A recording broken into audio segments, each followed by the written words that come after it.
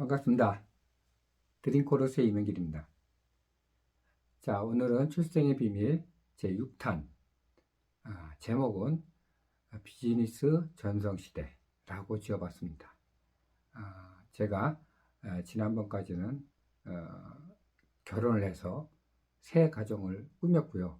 또 교회에서는 새 사명을 또 얻어서 출발을 시작을 했습니다. 그래서 먼저 오늘은 그 중에서 직장 생활, 제가 비즈니스라고 한 이유는 가만히 생각해 보면 직장 생활을 직장인이라고 생각을 하고 그런 마인드로 직장 생활을 한 적이 별로 없는 것 같아요. 마인드죠, 마인드. 직장인의 마인드, 오너의 마인드, 이렇게 두 부류로 생각할 수 있는데, 마인드 자체는 정반대입니다. 그래서 저는 아마 그때부터 직장인 마인드보다는 오너의 마인드를 가지고 접했던 것 같아요. 그래서 첫 직장을 대기업을 들어가서 시공회사 동부건설이라는 회사를 들어갔습니다. 들어가서 아주 재밌게 시작을 했는데, 제가 이제 2년 차가 돼서 춘천시 외곽도로, 지금도 외곽도 4차선이 춘천에 가면 있습니다.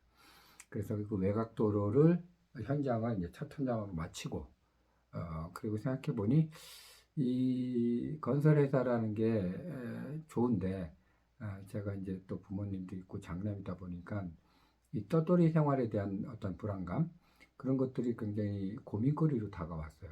그래서 제가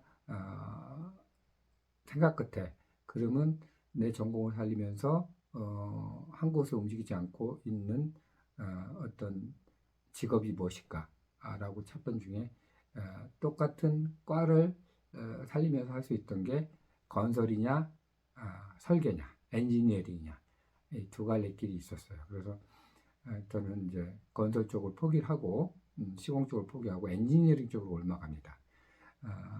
지금 그 당시에도 마찬가지였고 지금도 최상의 엔지니어링 회사 도화 엔지니어링, 그 당시에는 도화였습니다.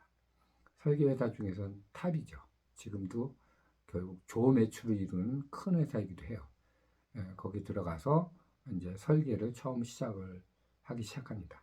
그래서 쭉 열심히 배웠고, 근데 한 5년 만에 제가 몸이 탈이 나기 시작해요.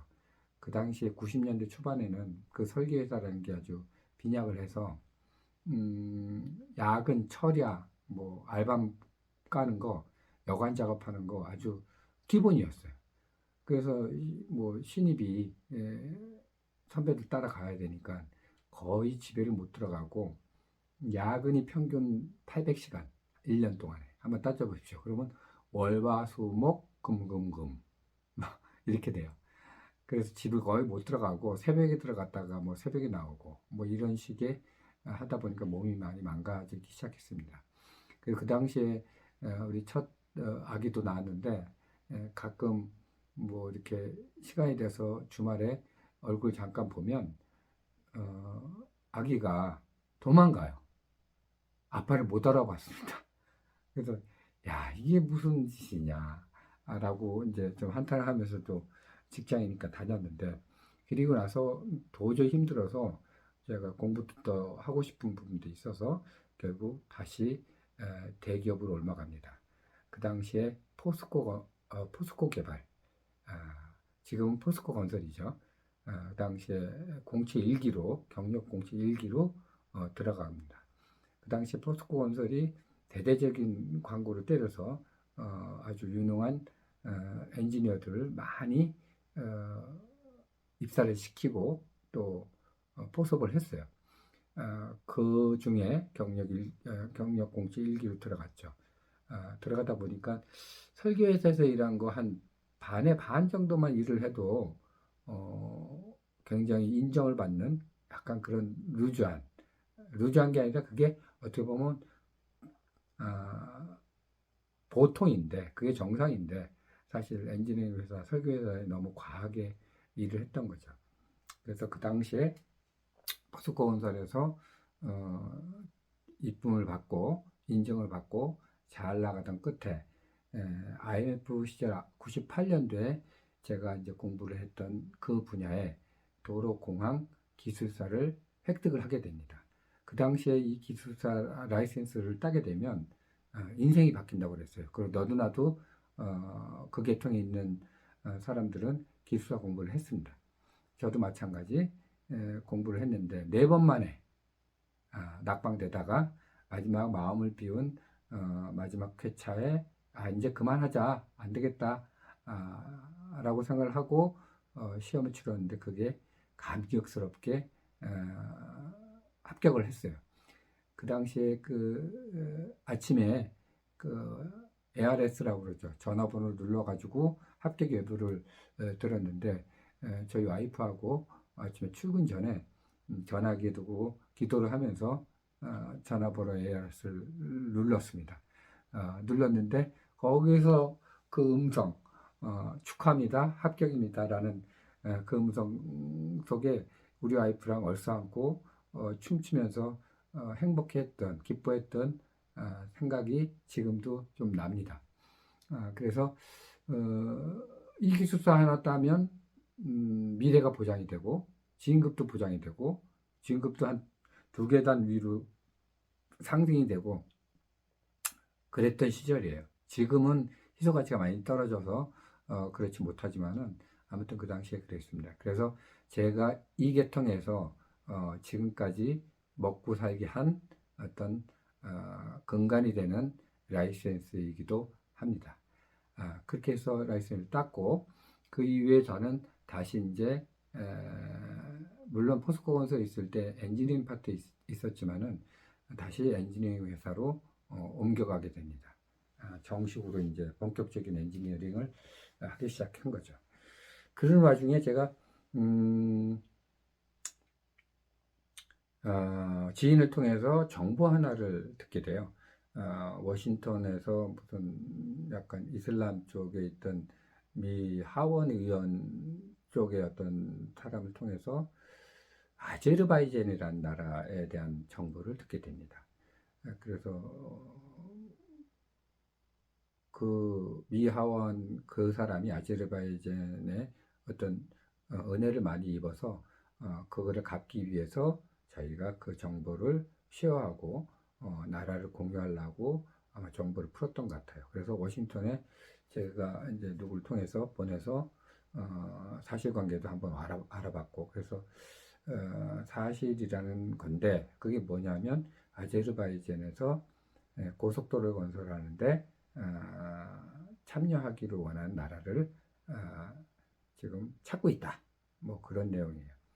그래서 아무 뭐 준비도 없이 아제르바이잔으로 날아갑니다. 아제르바이잔이라는 것은 아마 지금은 나라가 좀 알려졌지만은 그 당시에는 우리랑 수교도 돼 있지 않은 상태에서 그 근처에 있는 우즈베키스탄, 우즈벡이라고 그러나요? 그 나라의 대사가 이 아제르백 그 영사도 겸임하는 그럴 정도로 수교가 안 돼 있었고 대한민국의 한국 사람이 통틀어서 한 3, 40명 그분들도 다 선교사 가족들 그래서 거기에서 그 선교를 하기 위해서 조금씩 나가 있던 사람들 외에는 없었습니다. 그곳을 갔는데 그 아제르바이잔 카스피해의 이제 서부에 위치하고 있고 중요한 거는 기름이 나는 나라예요.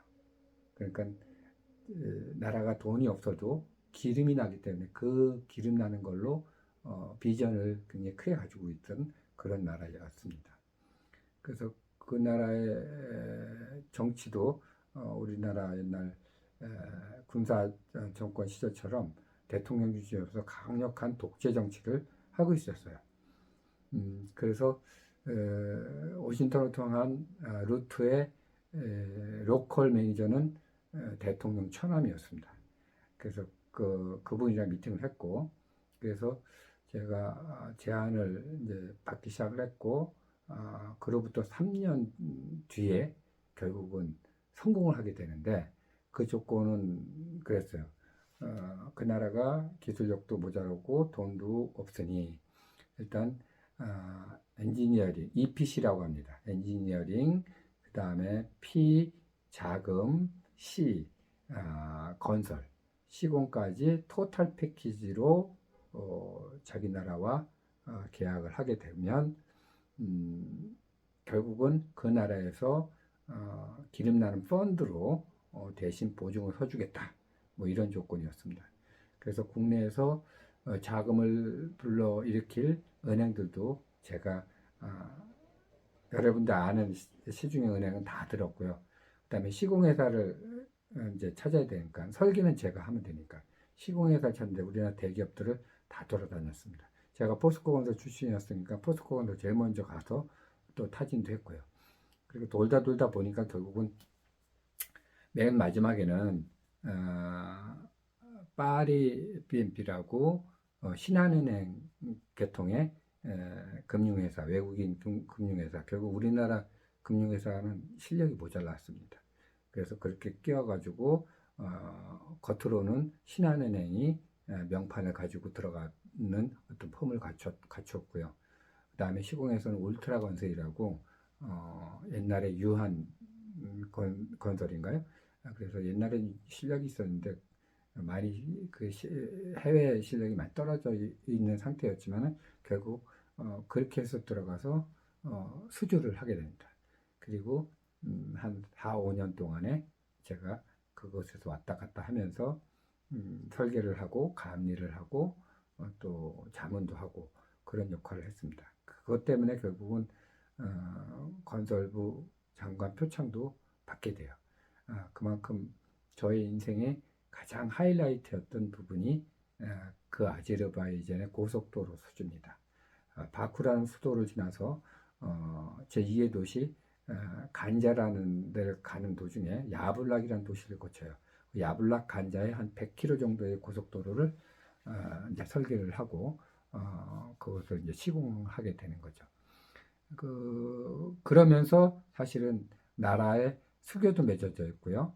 그리고 영사관도 세고 대사관이 새로 부임하게 된다. 그래서 제가 대통령 보고 자료를 대사관님한테 브리핑을 다 하고 자료를 다 드렸어요. 그래서 결국적으로 그 당시에 노무현 대통령께서 아제르바이잔 이제 수교차 이제 방문을 하게 되는데 거기 그 비행기에 함께 타는 어떤 기업가의 한 부분으로 함께 타고 또 아제르바이잔 대통령이 담례로 국내에 들어왔을 때도 그 담례 만찬 장소에 같이 있었던 사람이기도 합니다. 그래서 굉장히 어떤 보람도 있고 있었죠. 근데 너무 멀다 보니까 아제르바이잔이 한 13시간 걸려요. 멀다 보니까 또 직항도 없고 모스크바나 터키나 뭐 두바이를 통해서 이제 경유해서 들어가기도 하고 그래서 그 이후에는 연결해서 프로젝트를 못했습니다. 제가 좀 힘이 들었고 좀 했기 때문에 그 이후에 이제 피지라는 또 나라 좀 휴양지죠. 피지 대사관 통해서 또 사업 제안을 하게 되는데 피지를 가보면 제주도보다 조금 큰 나라인데 수백 연합 섬들이 굉장히 많습니다. 그 중에서 대빵 어떤 나라이기도 한데 거기가 수바라는 도시에서 나디라는 국제공항까지가 정반대예요. 제주도처럼 생겼는데 그래서 여기까지 가려면 한 3시간 이상이 비포장길도 있고 그래서 공항에서 수도 수바까지 다이렉트로 고속도로를 뚫어서 1시간 이내 돌파하는 터널도 뚫고 그 당시에는 아주 굉장히 획기적이었던 건데 그 프로젝트를 제안을 하고 그곳에 출장을 가서 대통령과도 면담을 하고 했는데 결국 우리가 자금을 가지고 가더라도 그 나라가 그 보증을 해줄 그런 여력이 못 됐기 때문에 결국은 고민 끝에 홀딩이 되고 그 프로젝트가 이제 날아가게 됐습니다. 그래서 좋은 경험도 또 하게 되는 거죠. 그렇게 해서 사실은 내 비즈니스, 물론 국내 어떤 그 비즈니스도 열심히 했지만은 생각났던 비즈니스 뭐 한두 개를 같이 말씀을 드렸습니다. 자, 그리고 비즈니스에 관계된 것은 이 정도 하고 다음번에는 제 7탄 정도 다 되겠는데 이제 거의 종점부에 온 것 같아요. 그래서 어떤 것으로 제 과거 복원이 됐는지 또 다음번을 기대해 주시기 바랍니다. 오늘 여기까지 감사합니다. 안녕. 두 나라를 같이 좀 소개 좀 시켜드렸으면 합니다. 첫 번째 나라가 아제르바이잔입니다. 들어보셨나요? 아제르바이잔. 가끔 올림픽에서 레슬링 경기에 가끔 출연했던 그런 나라이기도 하죠. 수도는 바쿠 불의 나라. 면적은 한국보다 조금 작습니다. 인구는 1,000만 정도. 종교는 이슬람교입니다. 대한민국이 여기 있고요. 터키가 이 정도에 있고 아제르바이잔은 여기 있습니다. 이게 카스피해. 그래서 1991년도에 소련 연방에서 독립된 국가이기도 하죠. 그래서 그 당시에 한국에서 아제르바이잔의 직항은 없습니다. 그래서 수교도 맺지 않은 터였기 때문에 직항이 없어서 모스크바나 두바이나 터키를 통해서 경유를 한 기억이 납니다. 그래서 아제르바이잔의 수도가 바쿠가 여기 있고요. 제가 담당했던 프로젝트는 여기 간자라는 도시가 있고 여기 야블락이라는 도시가 있습니다. 잘 보이진 않지만은 그래서 이 부분에 한 100km 정도를 고속도로를 저희들이 설계를 하고 시공을 한 그런 성공전 사례입니다. 자, 두 번째 나라는 휴양지로도 유명하죠. 1987년 영국 연방에서 독립된 피지, 남태평양 서부에 있습니다. 여기가 대한민국이면 피지는 여기 있습니다. 한가운데 있죠, 바다. 그러니까 여기가 섬들이 수백 개입니다. 그 중에서 피지는 수도가 수바고 면적은 약 182만 헥타르, 인구 93만, 기독교가 주류했던 곳이죠.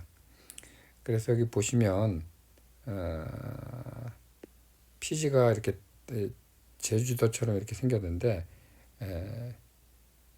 수도가 여기 수바라는 이쪽이고요.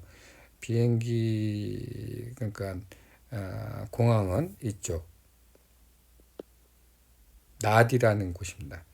그래서 사실은 국제공항과 수도가 정반대에 있습니다. 그래서 여기를 가려면 이렇게 해서 가야 되는데 비포장도 많이 있고 3시간 걸려요. 제주도보다 조금 큰 나라긴 한데 그래서 저희들이 여기서부터 공항서부터 수도 수바까지 고속도로를 뚫는 터널을 통해서 최초로 이거를 제안을 했던 그런 곳이기도 합니다. 이 두 나라를 여러분들이 조금 한번 소개시켜 드렸고요. 그때 피지에서 피지 로컬 신문에 났던 기사입니다. 한국인의 아주 중요한 관심도가 급증하고 있다고 기사가 쓰여 있고요. 여기 있는 분이 피지 대통령입니다. 저는 그 뒤에 있고요. 그래서 그 당시에 한국인이 피지에 직접적으로 투자를 해서 고속도로 짓는다고 아주 대서특필을 한 신문이기도 합니다. 그러지만 결국은 불발이 됐죠. 피지가 이제 어떻게 보면 정부 보증을 쓸 어떤 능력이 못 돼가지고 중간에 불발이 되기도 했습니다. 자, 이게 피지 아름답죠? 자, 제가 여태까지 한 30년 이상 먹고 살 수 있었던 가장 기본이 됐던 라이센스입니다. 기술사, 도로 및 공항 기술사. 1998년 7월 달에 제 자격을 따서 운영을 했고, 제가 아까 아제르바이잔에서 전체 수주를 했던 것 때문에 표천차를 원서교통부 장관을 통해서 받았던 내용이기도 합니다. 합니다. 자, 여기까지 그 당시에 비즈니스를 통했던 몇 장의 사진과 나라를 소개시켜 드렸습니다. 자, 이상으로 넘어갈게요. 자, 오늘은 악보 분석 대신에 날마다 더 가까이라는 곡을 연주를 하였는데 그 곡에 삽입된 찬송가에 대한 해설을 드리는 걸로 대신하도록 할게요. 이 곡에 수록된 찬송가의 원 제목은 찬송가 435장 나의 영원하신 기업입니다. 이 곡은 1874년도에 평신도 사업가가 곡을 지었고, 그리고 여러분들이 많이 알려진 찬송가 찬송시를 지는 크로스비를 찾아가서 자기가 곡 쓴 거를 보여주고 거기다 찬송시를 조금 작사를 해달라고 부탁을 드렸어요. 그래서 응접실에서 이 평신도 사업가가 피아노로 연주를 합니다. 그래서 그 곡이 끝나기 전에 크로스비라는 사람은 스톱을 외치고 이 곡의 제목을 바로 얘기합니다. 바로 그 곡의 제목이 Close to Te 해가지고 죽게 더 가까이, 죽게 가까이 라는 제목으로 제목을 지었고 이후에 바로 찬송시를 쭉 엮어서 곡을 마무리하였습니다. 그래서 곡의 어떤 탄생은 그렇게 돼 있었고 이 곡의 그 성경적인 어떤 바탕을 보면 디모데후서 2장 11에서 12절 말씀에 미쁘다 이 말이여 우리가 주와 함께 죽었으면 또한 함께 살 것이요. 그리고 12절 말씀 보면 우리가 주를 부인하면 주도 우리를 부인하실 것이라. 이 말씀이 근간이 된 건데 어떻게 보면 죽게 더 가까이라는 제목에 보면 성경 말씀과 조금 동떨어져 보이지만은 좀 한 번 더 생각해 보면 굉장히 의미심장한 곡 제목이다라고 말씀할 수 있을 것 같아요. 목숨이 왔다 갔다 하는 그 정도의 어떤 내용입니다. 그래서 나의 영원하신 기업이라는 왜 제목을 달았을까? 기업이 나오거든요. 그리고 평신도 사업가가 곡을 짓기도 했고요. 근데 성경 말씀에 비춰보면 구약 시대에 기업이란 용어가 단어가 나오게 됩니다.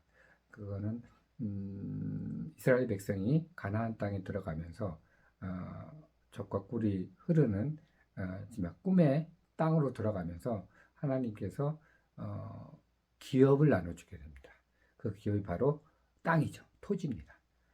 그래서 이렇게 됐고 즉 하나님의 어떤 주시는 큰 상이라고 볼 수 있는데 신약 시대에는 이게 어떻게 바뀌어지냐면 기업이 결국 주의 사랑을 입은 자, 상속자의 뜻을 가지면서 이 기업에 대한 용어들이 그렇게 해석이 되고 있어요. 그래서 나의 영원하신 기업이라는 뜻을 그렇게 의미해 보면 될 것 같습니다. 자, 곡 해석을 간단히 마쳤고요. 그러면 올려진 찬양 영상을 함께 감상하도록 하겠습니다. 바이바이. 다음 주에 봬요.